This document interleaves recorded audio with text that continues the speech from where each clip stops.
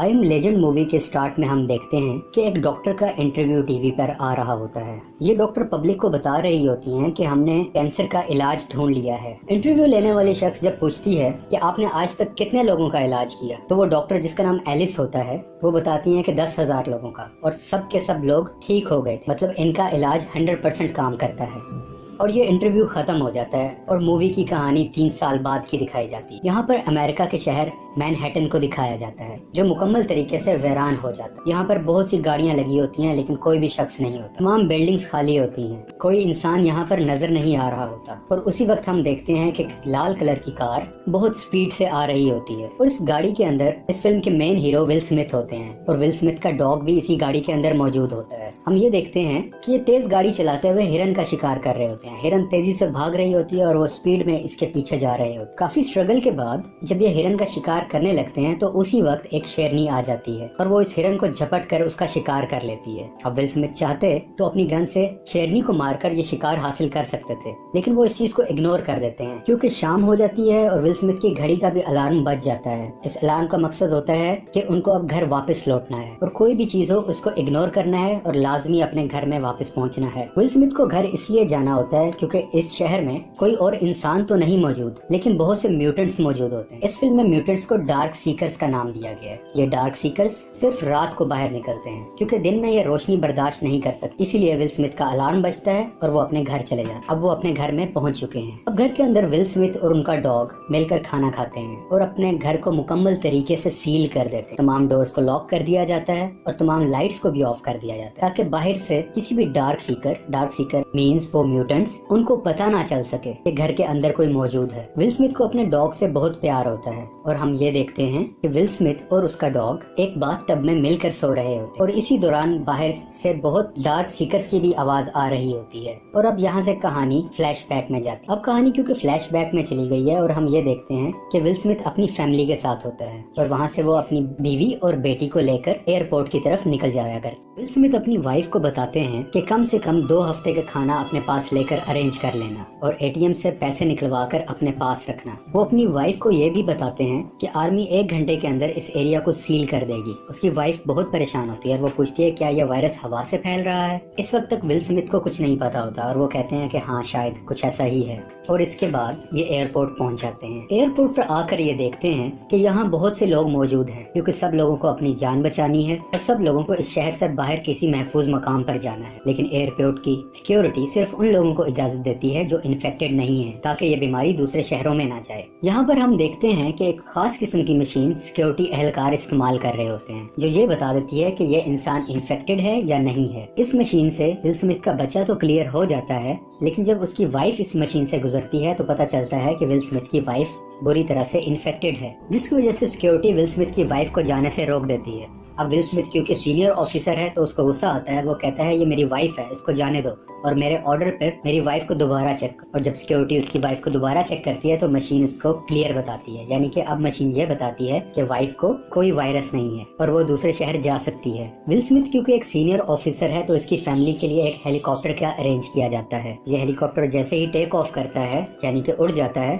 तो सामने से एक और हेलीकॉप्टर आ रहा होता है जिस पर डार्क सीकर्स अटैक कर देते हैं और वो दूसरे वाला हेलीकॉप्टर इनबैलेंस होके विल स्मिथ की फैमिली वाले हेलीकॉप्टर पर आकर टकरा जाता है, जिसकी वजह से दोनों हेलीकॉप्टर क्रैश हो जाते हैं। और इस क्रैश की वजह से दोनों हेलीकॉप्टर्स के अंदर मौजूद मुसाफिर मर जाते हैं, जिसमें विल स्मिथ की वाइफ और बेटा भी होता है। अब हम देखते हैं कि विल स्मिथ एक लेबोरेटरी के अंदर मौजूद होते हैं और वो इन्फेक्टेड लोगों को ठीक करने के लिए मेडिसिन बना रहे होते, डिफरेंट एक्सपेरिमेंट्स कर रहे होते। इसी लैब में बहुत से इन्फेक्टेड चूहे भी होते हैं ताकि इन चूहों पर एक्सपेरिमेंट किया जा सके और ये टेस्ट किया जा सके कि विल स्मिथ जो दवाई बना रहे हैं क्या वो काम करती है या नहीं। ड्यूरिंग एक्सपेरिमेंट ये भी चेक करते हैं कि उन चूहों को जिनको इन्होंने लास्ट टाइम यही दवाई दी थी, ये चेक कर रहे होते हैं क्या कोई फर्क पड़ा है या नहीं। लेकिन एक्सपेरिमेंट के दौरान पता चलता है कि चूहों की हालत अभी भी वैसे ही खराब है, वो बहुत एग्रेसिव है और अभी तक ये दवाई इन पर असर नहीं कर रही। और इसी परेशानी के अमल में विल स्मिथ की नजर एक चूहे पर जाती है जो बिल्कुल सुकून से बैठा होता है। वो बाकी चूहों की तरह एग्रेसिव नहीं होता। विल स्मिथ को लग रहा होता है कि जो मेडिसिन मैंने इस चूहे को दी है वो कामयाब हो रही है क्योंकि ये कोई रिएक्शन नहीं कर रहा और उसको लगता है कि शायद यही सही वक्त है कि अब इंसानों पर भी इस मेडिसिन का टेस्ट किया जाए ताकि जितने भी लोग हैं उनको इन्फेक्शन से बचाया जा सके। वो जो डार्क सीकर्स बन चुके हैं उनको दोबारा से इंसान बनाया जा सके। कहानी अब अपने मौजूदा वक्त में आ जाती है। उस वक्त की मैं बात कर रहा हूँ जब वो सिर्फ अकेला है पूरे मैनहट्टन में। विल स्मिथ बाकायदगी से एक काम डेली बेसिस पर करता है। वो रोज दिन में बाहर जाता है और FM रेडियो के थ्रू सिग्नल्स भेजता है कि अगर कोई इंसान उसे सुन रहा है तो आपको किसी भी किस्म की मदद चाहिए हो तो मैं मौजूद हूँ, मैं आपको खाना दे सकता हूँ, मैं आपको शेल्टर दे सकता हूँ, इस उम्मीद पर कि एक दिन उसे कोई ना कोई सुनेगा और उसे कोई राब्ता करेगा। वो इस बात पर बिलीव करता है कि मैं अकेला नहीं हूँगा, यहाँ पे और कोई भी हो सकता है जो मुझे सुनेगा और मैं उसे मिल सकूं या वो मुझसे मिल सके। और वो ये भी बताता है कि वो रोज 12 बजे एक ब्रिज पर अवेलेबल होता है और मैं आपको रोज वहीं पर मिलूंगा। अब शिकार के सिलसिले में विल स्मिथ को एक और हिरन नजर आता है। वो और उसका डॉग उस हिरन का पीछा करते हुए एक कमरे के करीब पहुंच जाते हैं। वो कमरे में बहुत अंधेरा होता है। विल स्मिथ तो उस कमरे में दाखिल नहीं होना चाहता, लेकिन उसका कुत्ता उसी कमरे में चला जाता है जहाँ पर बहुत अंधेरा होता है। क्योंकि विल स्मिथ अपने डॉग से बहुत प्यार करता है तो वो भी अपने डॉग के लिए उस अंधेरे वाले कमरे में दाखिल हो जाता है। विल स्मिथ की गन के आगे लाइट लगी होती है जो उसे अपना डॉग ढूंढने में मदद दे रही होती है। यहाँ पे इन्हें इसका डॉग मिल जाता है और वो अपने डॉग को कहते हैं चलो मेरे साथ चलो, हम घर चलते हैं। लेकिन इनका डॉग बहुत डरा हुआ होता है और इसी बात के दौरान विल स्मिथ को उस कमरे से कुछ आवाजें आती हैं। विल स्मिथ जब अपने राइट लेफ्ट देखता है तो वहाँ पर उसकी नजर एक डार्क सीकर पर पड़ती है। डार्क सीकर मीन्स वही म्यूटेंट्स। इससे पहले कि वो डार्क सीकर विल स्मिथ पर अटैक करता, विल स्मिथ उसको गोलियां मारकर छल्ली कर देता है और फौरन अपने डॉग को लेकर भागने लगता है। इसी शोर को सुनते हुए बाकी डार्क सीकर्स भी बाहर आ जाते हैं और विल स्मिथ के पीछे भागने लगते। विल स्मिथ भाग रहा है, अपनी जान बचा रहा। एक डार्क सीकर विल स्मिथ के बहुत करीब आ जाता है और वो उसके ऊपर अटैक करने ही लगता है कि विल स्मिथ खिड़की से छलांग लगा दे। अब क्योंकि खिड़की टूट चुकी है और वो बाहर रोशनी में आ चुका है, लेकिन वो डार्क सीकर जो उसके साथ रोशनी में बाहर आया था रोशनी में आते ही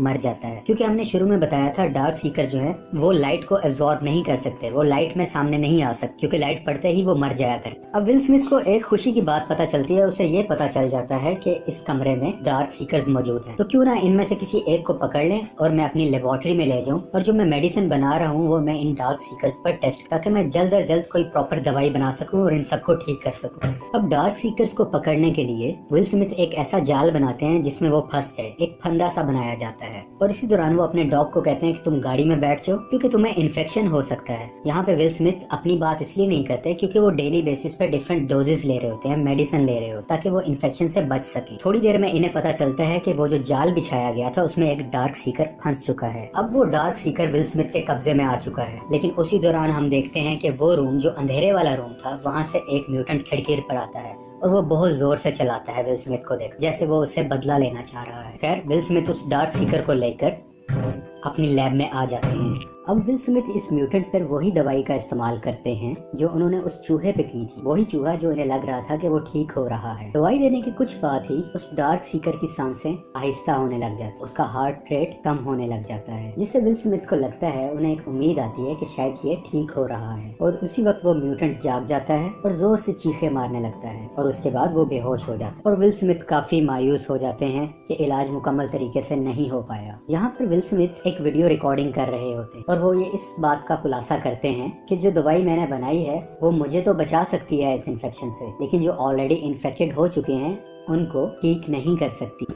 और मैं बार बार इसी चीज की कोशिश कर रहा हूँ ताकि उन डार्क सीकर्स को ठीक किया जा सके। और वो ये एक और बात भी ऐड करते हैं कि आज जब मैं उस डार्क सीकर को पकड़ रहा था तो एक डार्क सीकर मुझे घूर कर देखने लगा था और वो घूरते हुए रोशनी में भी आ चुका था और रोशनी का असर उस पर कुछ नहीं हो रहा। शायद ये इस वजह से हो रहा है क्योंकि उनको भूख लग रही है और वो अपने लाइफ स्टाइल को चेंज कर रहे हैं। आहिस्ता आहिस्ता वो खुद को धूप में आने का आदी बना रहे हैं। ये सब कुछ ये वीडियो कॉन्फ्रेंस में रिकॉर्ड कर रहा होता, वीडियो रिकॉर्डिंग में। अमेरिका के शहर मैनहट्टन में रहते हुए विल स्मिथ को 1000 से ज्यादा दिन हुए हैं। इसी तरह एक दिन विल स्मिथ अपने डॉग के साथ दिन में बाहर जा रहा होता है तो उसका पाँव एक फंदे में फंस जाता है और वो उल्टा होके हवा में लटक जाता है। ये फंदा बेसिकली डार्क सीकर्स ने लगाया होता है क्योंकि डार्क सीकर्स भी सोचने समझने की बहुत सलाहियत रखते हैं। अब विल स्मिथ हवा में लटका होता है और वहीं पे वो बेहोश हो जाता है।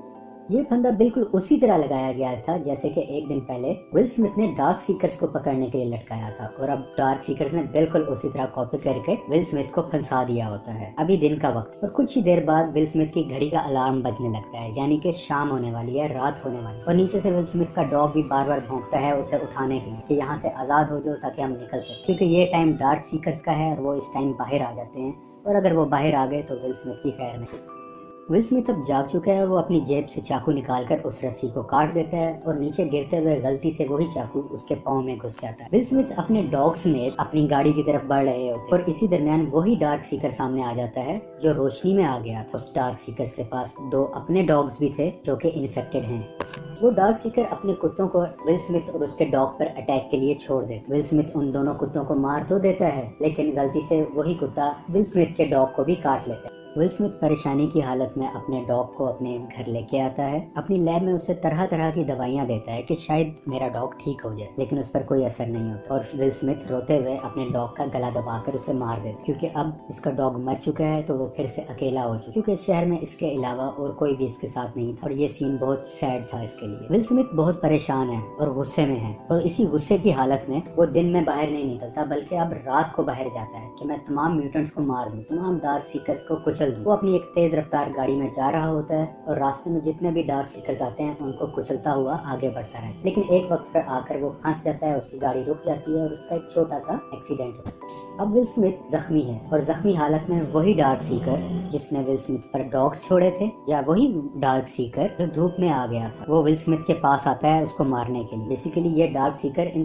तमाम डार्क सीकर्स का बॉस है। इससे पहले कि वो डार्क सीकर विल स्मिथ को नुकसान पहुंचाता, एक बहुत तेज रोशनी यहाँ पर आती, जिसकी वजह से तमाम डार्क सीकर्स भाग जाते हैं और अंधेरे में छुप जाते हैं। क्योंकि विल स्मिथ का एक्सीडेंट हुआ होता है और ये काफी सेंसलेस हालत में होता है और इसी दरमियान इसे आवाज आती है कि आप कहाँ रहते हैं, मुझे अपनी लोकेशन बताएं। विल स्मिथ थोड़ा बेहोशी की हालत में मुश्किल से अपना एड्रेस बता। अगले सीन में विल स्मिथ जब सो के उठता है तो वहाँ पे टीवी चल रहा हो। जब वो गनूदगी से उठता है तो देखता है कि उसके कमरे में एक औरत और उसका एक बेटा मौजूद है। वो पहले तो देख के हैरान होता है लेकिन खुश भी होता है। वो औरत बताती है कि हमने आपका FM रेडियो पे मैसेज सुना और आपकी लोकेशन जानकर हम आपके पास आए हैं। वो औरत ये भी बताती है कि आपने जिस पुल पर मिलने का कहा था, हम पूरा दिन उस जगह पर इंतजार करते रहे, लेकिन आप वहाँ पे आज आए नहीं और हमने रात को देखा कि आप म्यूटेंट्स के दरमियान फंसे हुए हैं, तो वहाँ पर हम आपको आगे बचा। वो औरत विल स्मिथ को ये भी बताती है कि हमारे साथ जितने साथी थे उन सबको डार्क सीकर्स ने खत्म कर दिया है और अब हम दोनों एक ऐसी जगह पर जाना चाह रहे हैं जहाँ और भी इंसान जिंदा। वो एक सेफ लोकेशन है जहाँ पर कोई वायरस नहीं और वहाँ पर सिक्योरिटी भी बहुत अच्छी है। विल स्मिथ कहता है तुम इन गलत फहमियों से निकल आओ, ऐसी कोई जगह नहीं है, लेकिन वो औरत कहती है ऐसी जगह है। अब विल स्मिथ अपनी डेली रूटीन के मुताबिक घर को लॉक कर रहा होता है। इसके घर में इस वक्त एना और उसका बेटा भी मौजूद होता है। विल स्मिथ लॉक कर रहा होता है तो उसे बाहर से बहुत से डार्क सीकर्स की आवाज आती है जो उसके घर के बहुत करीब है। विल स्मिथ को शक होता है और वो उस औरत से पूछता है कि तुम रात को मुझे किस टाइम लेके आई थी घर। वो उसे बताती है कि बस सुबह होने ही वाली थी। विल स्मिथ कहता है कि जब तुम मुझे ला रही थी इन्होंने यकीनन देख लिया होगा और अब वो हमें खत्म करने की उन्होंने हमें ढूंढ लिया। विल स्मिथ इस चीज के लिए पहले से रेडी था और इसलिए उसने अपने घर के बाहर डिफरेंट माइंस बिछाई हो ताकि कोई इसके घर के करीब आए तो वो ब्लास्ट हो जाएं और इसके घर तक कोई ना पहुंचे। और इसी दौरान काफी म्यूटेंट्स का पांव उस पर आता है और वो म्यूटेंट्स या डार्क सीकर्स मरने लगते हैं, लेकिन ये तादाद में बहुत ज्यादा हैं। और कुछ ही देर में डार्क सीकर्स इसके घर के अंदर घुस जाते हैं जिनको विल स्मिथ अपनी गन से मार देता है। विल स्मिथ और उस औरत को लगता है कि हमने तमाम म्यूटेंट्स को मार दिया है और अब घर में कोई दूसरा म्यूटेंट या डार्क सीकर मौजूद नहीं। ये उसी डार्क सीकर के पास आते हैं जो उनकी लैब में मौजूद है जिस पर ये लोग टेस्ट कर रहे होते हैं। ये इधर आकर देखते हैं कि वो डार्क सीकर अब तो रहा, यानी कि वो काफी हद तक इंसान बन चुका है और जितना भी इन्फेक्शन था उसे वो काफी हद तक कम हो रहा है। इन्हें लगता है कि हमारा इलाज कामयाब हो रहा है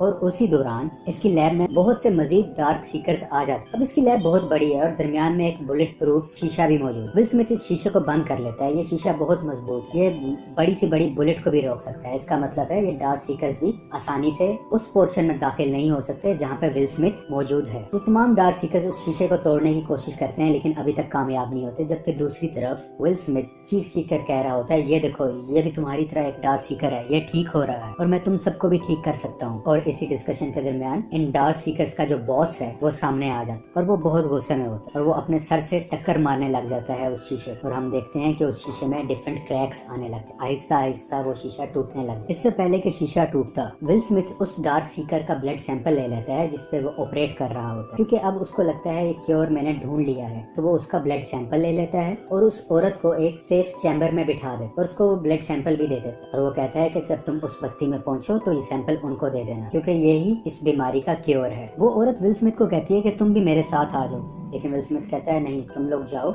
ये लोग रुकने वाले नहीं है, इनको मुझे ही खत्म करना हो। यहाँ पर विल स्मिथ एक दराज को ओपन करता है और वहाँ से एक हैंड ग्रेनेड निकालता है और विल स्मिथ भागते हुए उन म्यूटेंट्स के करीब जाता है और इन तमाम म्यूटेंट्स या डार्क सीकर्स के दरमियान जाके अपने हैंड ग्रेनेड को ओपन कर लेता है और यहाँ एक बड़ा सा ब्लास्ट जिसमें विल स्मिथ और तमाम डार्क सीकर्स मर जाते हैं। ये एक सैड मोमेंट था हम सब के लिए। और अब हम देखते हैं कि एना यानी कि वो लड़की जो विल स्मिथ के पास होती है, वो एक ऐसी जगह पर पहुंच जाती है जहाँ पर वो जाना चाहती थी, यानी कि वैसी ही बस्ती, वैसी ही जगह जहाँ पे बचे हुए इंसान मौजूद है और वहाँ पर हाई सिक्योरिटी है ताकि कोई भी डार्क सीकर वहाँ पर ना आ सके। यहाँ पर एना को प्रोटेक्शन मिलती है और वो ब्लड सैंपल वहाँ पर मौजूद सिक्योरिटी को एना दे देती है। ये ब्लड सैंपल वही क्योर था जो विल स्मिथ ने एना को दिया था और इसी तरह विल स्मिथ ने अपनी जान देकर तमाम इंसानियत को बचाया और इसलिए ही शायद इस मूवी का नाम था I am legend. Indeed will Smith is